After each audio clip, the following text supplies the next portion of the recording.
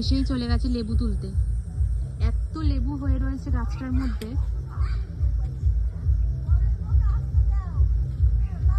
আমরা লোক সামলাতে পারিনি। এতগুলো অলরেডি তোলা হয়ে গেছে।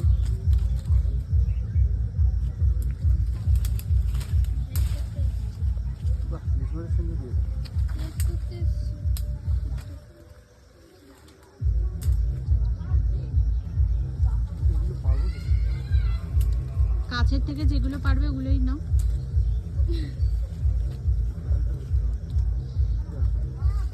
গাছের মধ্যে মানে পুরো লেবুতে পুরো ভর্তি, পাতা কম লেবু বেশি।